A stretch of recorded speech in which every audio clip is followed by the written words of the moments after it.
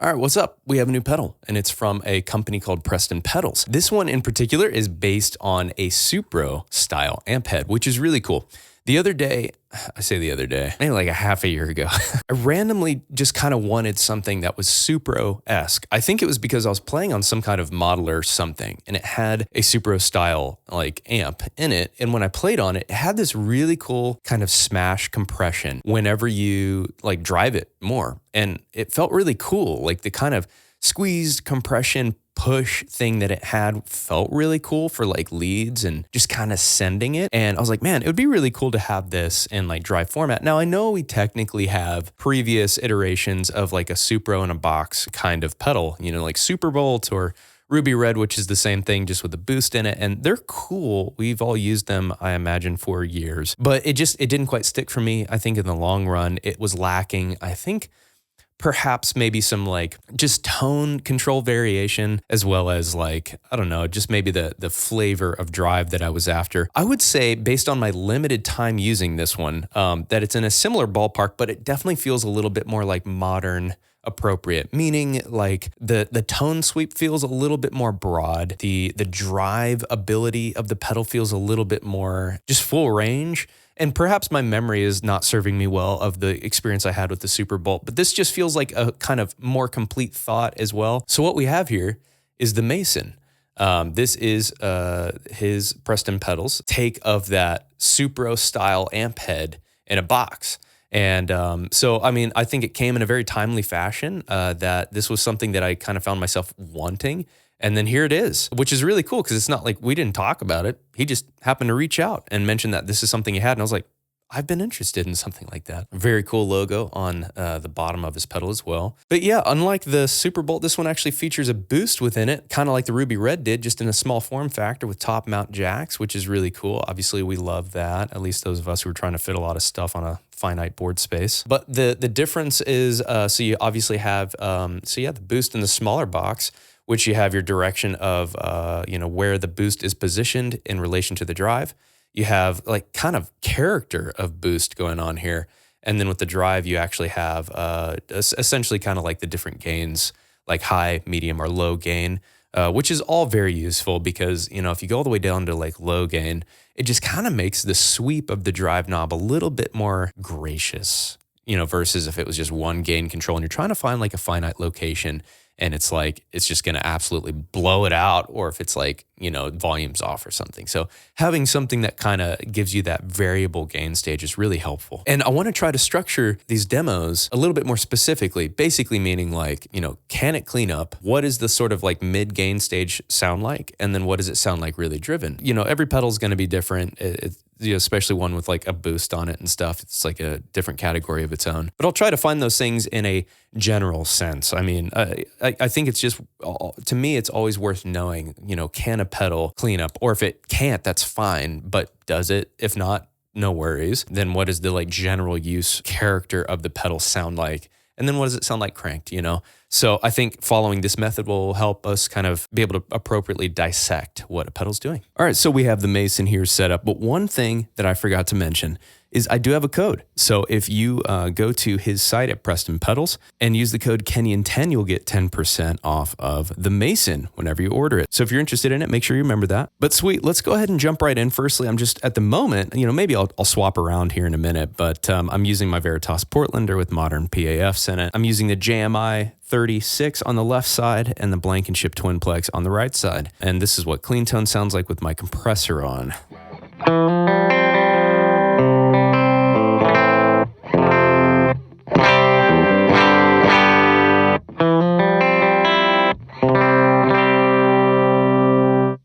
Now, I might actually throw on a capo.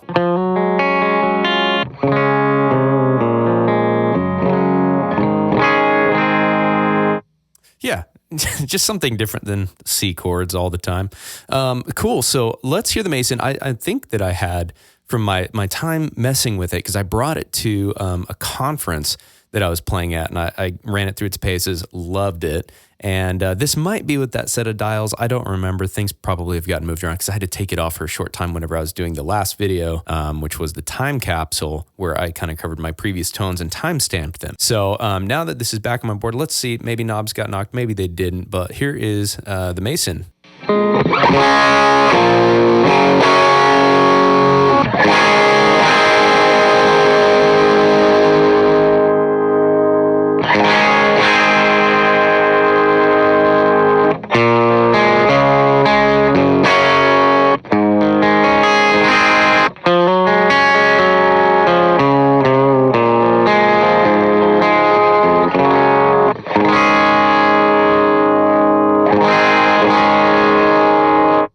Okay, cool. I mean, already the touch sensitivity is really nice of it.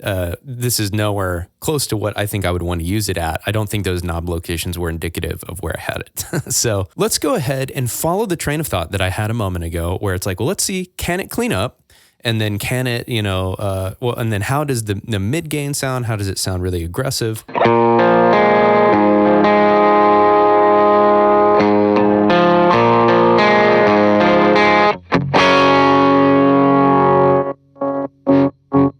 So yeah, the drive at 0 cuts out the signal, which is really cool, because sometimes to me that can mean that is like even more flexible. Like you can literally clean it up to complete 0 almost. Let's really fast, before we go too far into all the things, let's actually just look at like, what does the tone control sound like? And what does the drive character sound like? The way I usually try to measure that is like, let me just drop the volume and then just see with the gain cranked, what kind of drivey quality the drive pedal has, not really influencing the amps.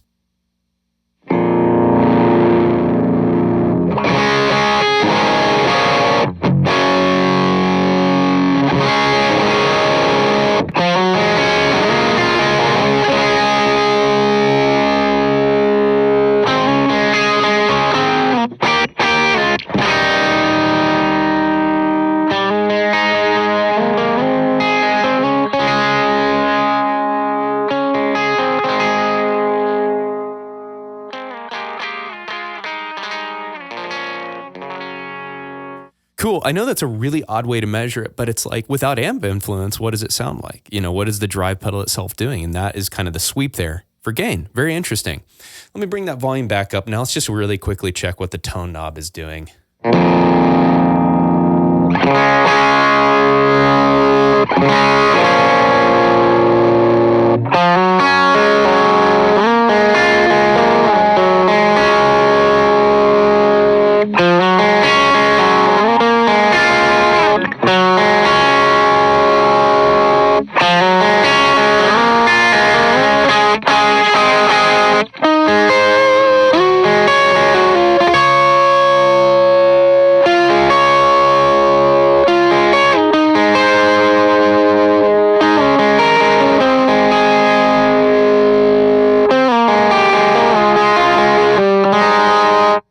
It's a fairly broad sweep. It's not the most drastic top end cut, it seems, but it's definitely usable enough where it can get warmer. That's definitely what I'd classify as like warm, not dark. And then at the uppermost end of the tone sweep, it's like it gets much brighter, but not brittle necessarily. So it's very usable tone sweep. Very cool. Okay, now let's get it just in like a almost halfway ballpark where it's kind of keeping things under control. And let's follow my train of thought. Like, does it, like how well does it clean up? Right now, the gain toggle, I think, is at its lowest point. Let's just double check.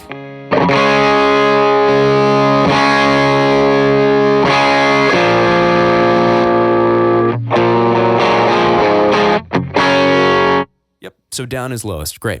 Now, to me, what comes along with can it clean up is like, yes, can it clean up? But also, like, what I noticed is it's probably more in this Supro style preamp kind of thing. But when you clean it up, it does sound a little, if you will, smaller. Like the low end character isn't quite the same whenever you're at that point. So it might not necessarily be its sweet spot, but let's just kind of mess around and see what we find.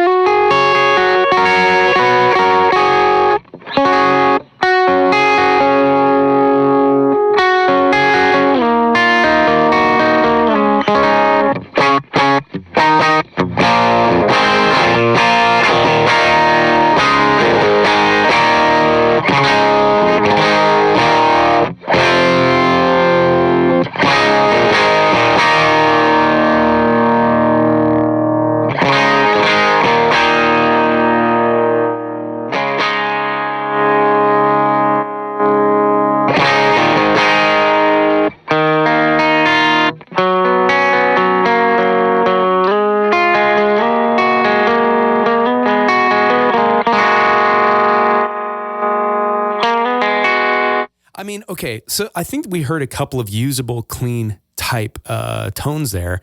But if you notice, at least to me, whenever I'm getting the drive, even in the lowest like echelon of what it can do, there's still a bit of this like kind of amp crackle to it, which is not bad. I think that's just going to influence what you or I might deem as like, clean, if you will. I don't think there's anything wrong with that. If anything, it's kind of filling out the mids in an interesting way. I was trying to drop the volume to see like, is it like amp influence that's making it kind of have that slightly grittier character even at like the cleanest point? And I don't think it is. I think it's inherent to the pedal, but that's not problematic. Like it's just a characteristic of it that I think is actually going to be useful if I were to be playing, with some clean effects or something.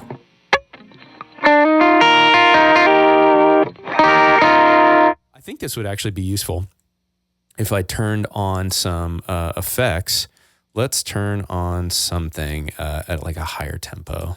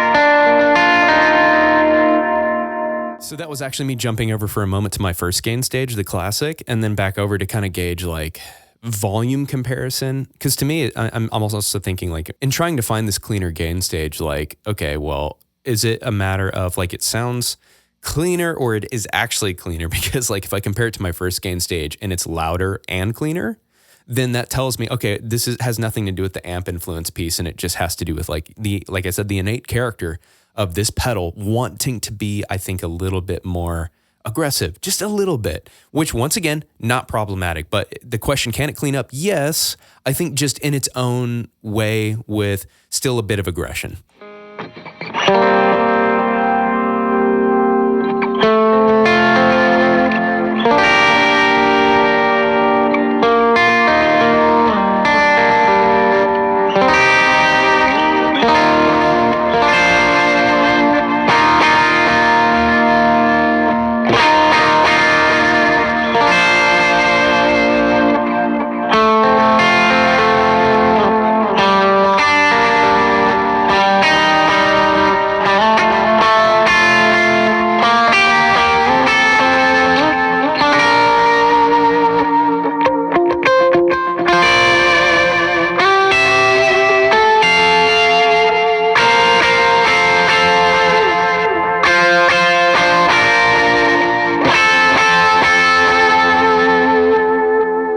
Boost it with a super clean now.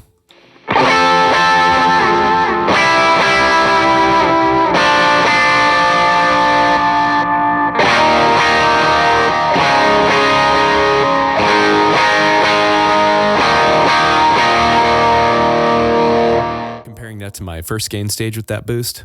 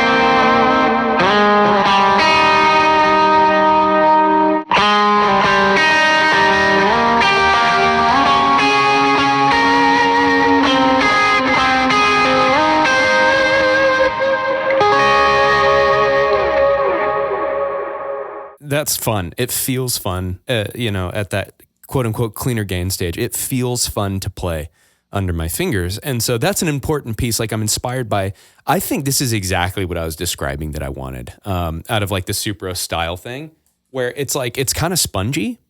It's got this like bit of give whenever you dig into it. Like it's a form of compression almost, but it's not crushing your dynamics. If anything, it feels like it punches out a little bit more in its own way.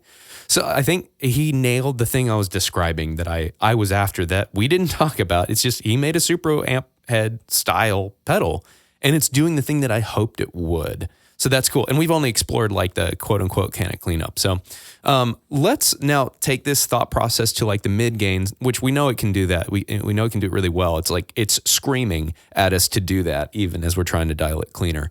The first thing that I'll probably explore is like just turning this little toggle switch, the gain toggle switch with these same settings.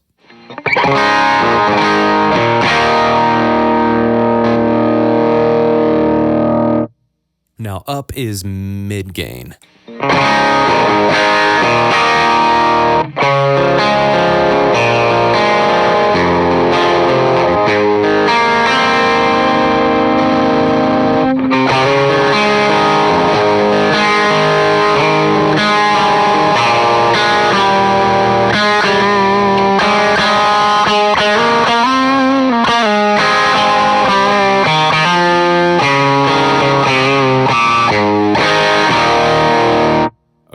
So the cool thing for those at home, the audience, I can feel that maybe you can hear is that when I'm digging into my string, this is another thing that I feel like I was after, that sponginess thing I was just talking about. It's doing that at the freaking high gain too. It's maintaining a degree of like keeping the articulation or the attack of my pick on the string present. Present may be the wrong word, but just apparent. While just absolutely drenching it in saturation and drive.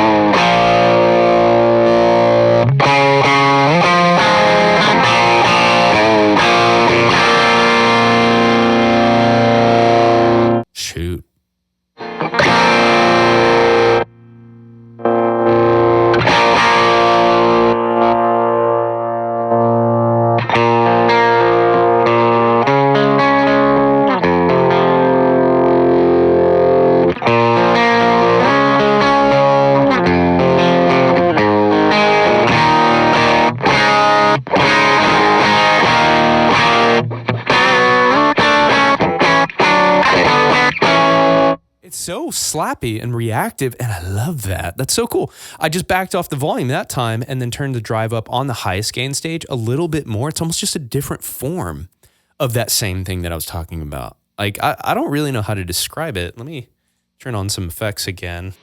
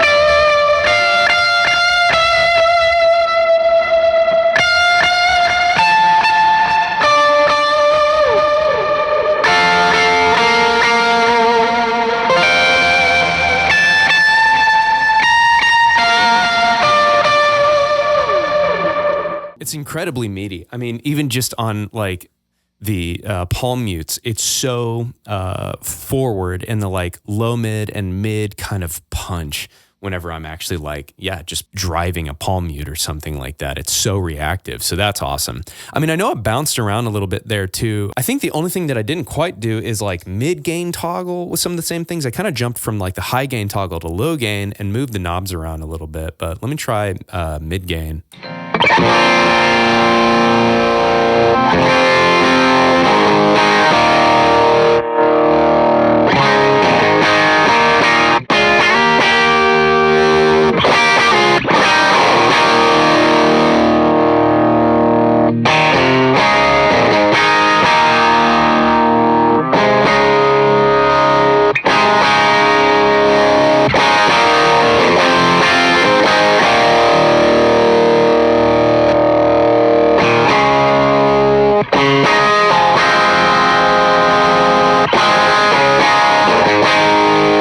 Sweet. I mean, great qualities across the board.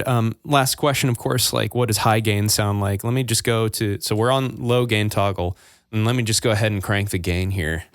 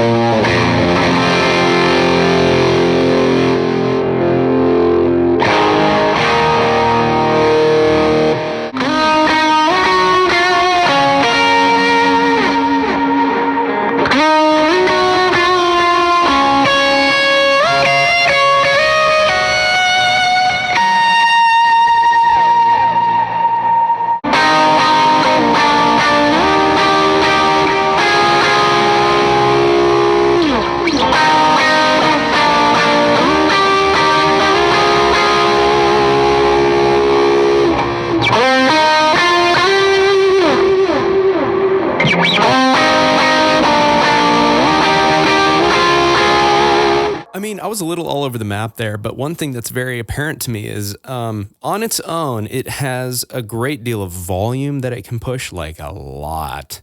And then it has a great deal of clarity to it as well. I think the way that it's pushing my amps without the use of even any other kind of boosts or anything like that is like really intense and cool, that it's offering so much on its own. Now, the one thing we haven't explored yet is the boost. So let's get it to sort of like a mid to lower gain stage location and just kind of see what those boosts sound like. I say those because the toggle switch changes the character. If you flip it up or down, it's like, he described one as more of almost like treble boostery, and then one as more of like, I don't know, just like an ordinary boost basically. And then we have the location toggle based on, you know, which side the overdrive is on in comparison to the boost. I think this means that the overdrive is after the boost, but we'll double check.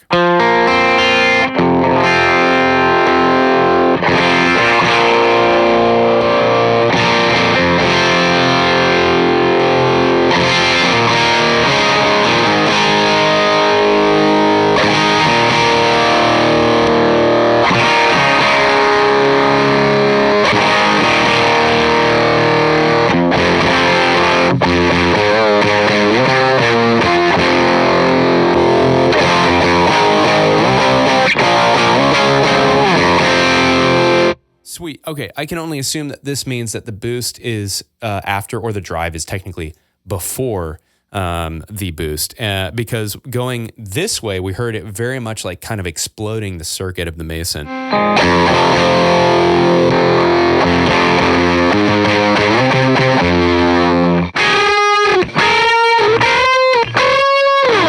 Which, I mean, on the one hand, that is kind of a cool sound. It's like a spitty, like fuzz. It reminds me of that cheese fuzz from JHS.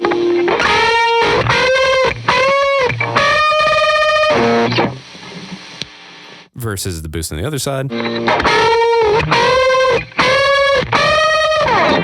Very cool. I mean, great tones right there.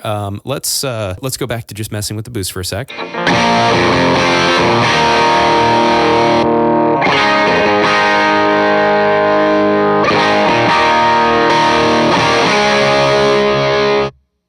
So interestingly, the boost can fully attenuate the drive. Like it can zero out the volume. It appears for the most part to be true on either side of the toggle, although the signal barely comes in. So this being boost after seems to fully attenuate the signal.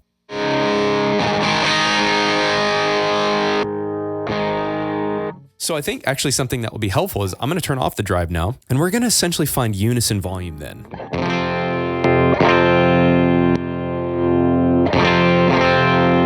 I think the thing that I noticed too is that the boost actually has a subtle gritty character of its own as well.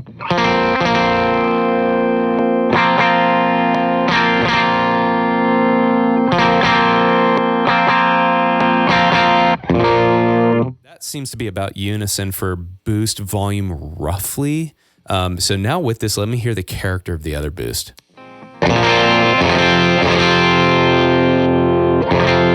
Great. So up definitely is that more treble boosting kind.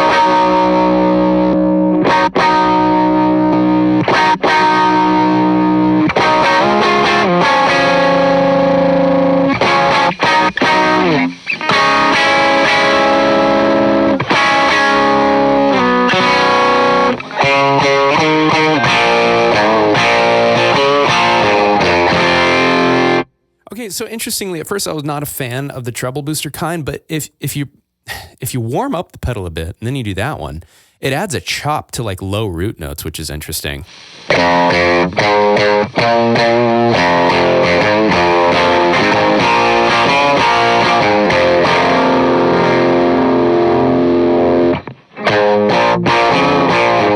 Also, if you notice, I threw the drive after the boost there. It sounded better on that other type boost.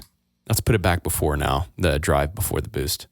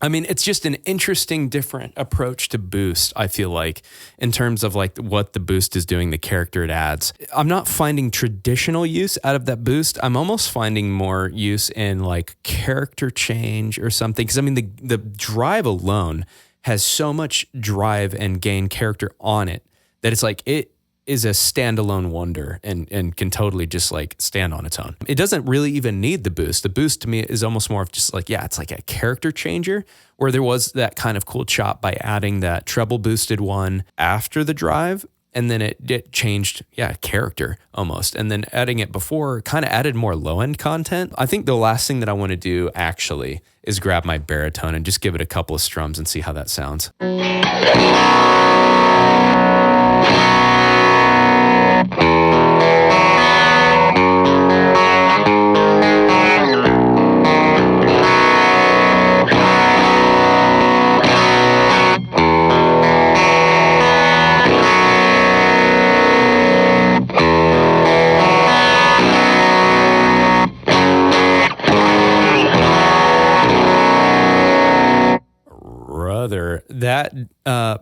This pedal belongs in mid-gain territory, I think. I mean, the moment I turned that up and the body came back, it sounded huge, but it maintains so much picking articulation at the same time within its mid-gain.